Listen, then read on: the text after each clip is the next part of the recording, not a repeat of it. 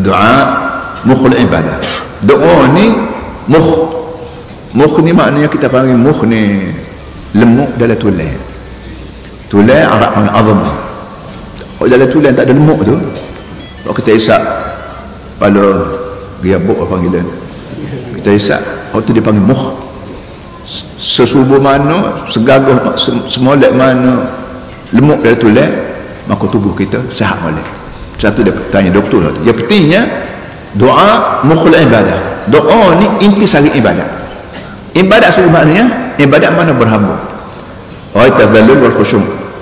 Apa makna ibadat? Ialah izhar wa tazallul. Tunjuk rendah diri pada Tuhan. Siapa dalam banyak-banyak jenis doa ialah sembahyang. Sembahyang ni satu daripada jenis doa.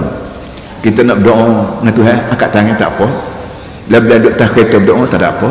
Bila berjalan, bila bergapo tak berdoa tak apa. Tapi yang paling molek sekali nak ialah sembahyang. Kita panggil sembahyang hajat ke, sembahyang duha ke, sembahyang minta ujian istisqa ke, sembahyang syukur ke, sembahyang taubat ke. Banyak jenis sembahyang. Kalau sembahyang berdosa 5 kali sehari, kalau sembahyang sunat tak nak sembahyang.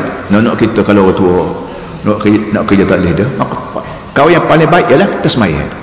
Kerana sembahyang ni, dalam sembahyang tu segala jenis perbuatan kita dalam bentuk doa. Doa dengan mulut, doa dengan tubuh badan, duduk bangun.